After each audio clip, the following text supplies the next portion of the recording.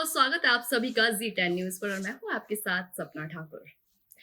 आज हमारे बीच फिर से राजा भैया पार्टी से ठाकुर साहब मौजूद हैं, जो कि बढ़ते कोविड को देखते हुए, उसे मद्देनजर देखते हुए आप सभी को सावधानियों के बारे में बताएंगे और साथ ही हम इनसे जानना चाहेंगे कि इन्होंने क्या-क्या सेवाएँ दी थी। इनकी तरफ से भी काफ़ी सेवाएँ गई हैं गरीब लोगों को, असहाय लोगों को, जो कि कोविड के समय में बिल्कुल सरकार की नज़रों से दूर थे। कहीं न कहीं सरकार की नज़रें उन पे नहीं पड़ पाई थी।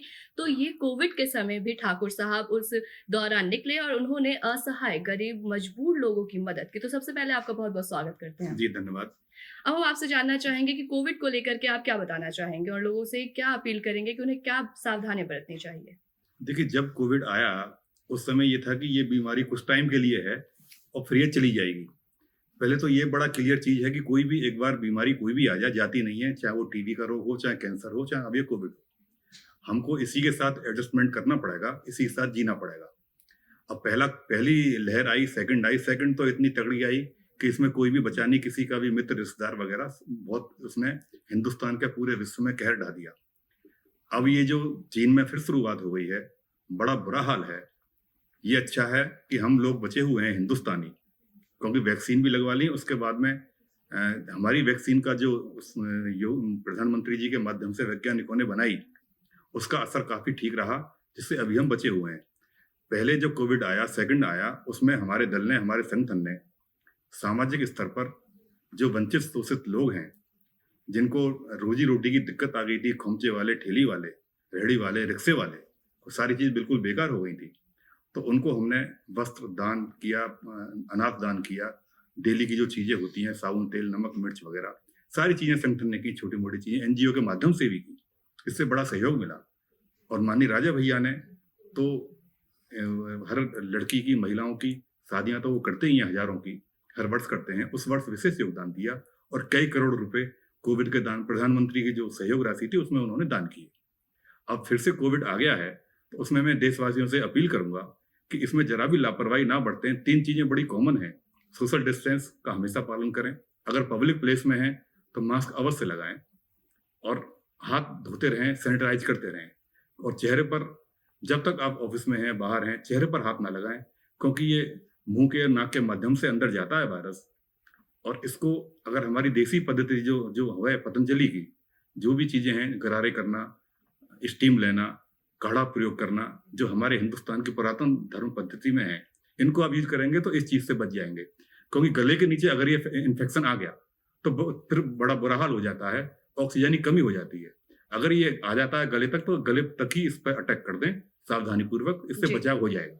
तो आपने जो बताया, इन्होंने जो बताया आपको कि कोविड के मद्देनज़र वही 3 चीज़ें आपको अपनानी है, जिससे कि आप सावधानी भी बरत सकते हैं और कोविड को कहीं न कहीं अपने दरवाज़े के बाहर ही गेट आउट कह सकते हैं। सर, आपसे हम जानना चाहेंगे कि 2024 के लोकसभा के चुनाव होने वाले हैं, उसको लेकर के क्या रणनीति है आपकी? देखिए, 2018 नवंबर में हमारी पार्टी की स्थापना हुई, जी। जनसत्ता दल लोकतांत्रिक पार्टी।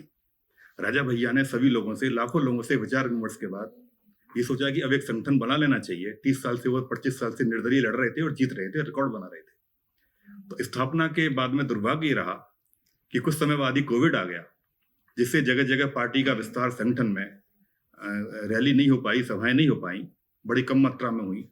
अभी पिछला इलेक्शन जब गया है, उसमें सांकेतिक रूप से कुछ कैंडिडेट उत्तर प्रदेश में खड़े किए गए और इतनी उम्मीद नहीं थी, उससे बेहतर रिजल्ट में निकला। उसके बाद में एमएलसी भी हमारी पार्टी के रहे। अब आप ये देख लीजिए कि बीजेपी के बाद में ये जैसी कांग्रेस राष्ट्रीय स्तर की पार्टी है, समाजवादी पार्टी है, क्षेत्रीय पार्टी, बसपा है राष्ट्रीय पार्टी, इन सबसे ऊपर हम मैथमेटिक्स में गणित का हिसाब लगाएं तो इनसे ऊपर हम आते हैं।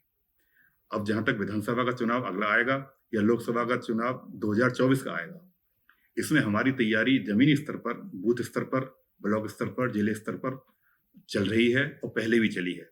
बड़ा मजबूती से लड़ेंगे और इसको पार्टी में जितने भी कैंडिडेट खड़े किए जाएंगे हिंदुस्तान में, बहुत बड़ी संख्या में आएंगे और राजा भैया का बहुत बड़ा योगदान रहेगा विधानसभा चुनावों में मुख्यमंत्री के लिए और लोकसभा चुनाव में प्रधानमंत्री के लिए।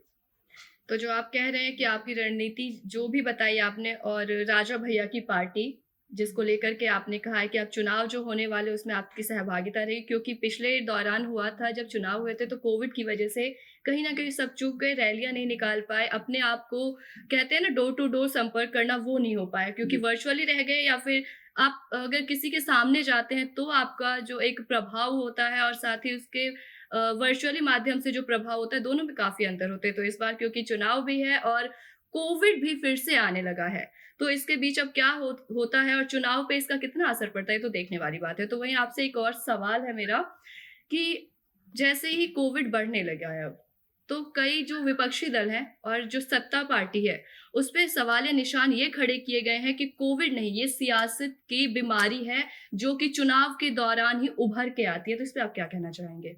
हास्यास्पद बयान है। शर्म आनी चाहिए ऐसे लोगों को जो इस तरीके के बयान दे रहे हैं। मैं कोई बीजेपी का मेंबर नहीं हूँ, लेकिन मैं राष्ट्रवादी हूँ। किसी भी दल के लिए राष्ट्रीयता, जनतंत्र और क्रांति तीनों अनिवार्य शर्तें होती हैं। जिस दल में, जिस विचारधारा में ये तीनों चीज नहीं है, मेरे पिता कहते थे किसी भी दल के लिए इन तीनों चीजों का पालन करना चाहिए। उसके अंदर राष्ट्रीयता होनी चाहिए, क्रांति की भावना होना चाहिए, लोकतंत्र होना चाहिए। जी। ये जिस तरीके की बातें कर रहे हैं, जब तक वैक्सीन नहीं बनी थी उस समय ये हंसी उड़ा रहे थे, मजाक बना रहे थे। मैं प्रधानमंत्री की, मोदी जी की या बीजेपी की बात नहीं कर रहा, मैं एक सत्य बात कह रहा हूँ कि ये उस समय मजाक बना रहे थे। और अब जब हम उस पर प्रधानमंत्री जी के माध्यम से उनका हर स्टेट के मुख्यमंत्री को ऑर्डर हो गया है कि इसको गंभीरता से लें, खुद ध्यान रखें और अपने ऊपर इसका पालन करें, सारे विधायक सांसद, तभी सारी जनता पालन करेगी। तो फिर ये उसका फिर मजाक उड़ा रहे हैं। अरे ये बीमारी है, ये असत्य नहीं है। चीन में क्या मोदी जी ने कुछ कर दिया? चीन में आप सबके सामने है। हालांकि चीन का तो सोशल मीडिया उसका अपना है, बाहर किसी चीज को लाता नहीं है। जी। तो हिंदुस्तान में अब उस तरीके से रैलियों पर, जैसे अभी बोला था सरकार ने कि राहुल गांधी जी की जो यात्रा निकल रही है उसमें भी थोड़ा ध्यान रखें। राहुल गांधी जी के लिए अच्छा था, कांग्रेस पार्टी के लिए अच्छा था, जो जनता वहां पर निकल रही है पदयात्रा में उसके लिए अच्छा था। सबके स्वास्थ्य की जिम्मेदारी, सबके शरीर की जिम्मेदारी, हानि ना हो, किसी तरीके की मृत्यु ना हो किसी की, ये जिम्मेदारी सरकार की बनती है।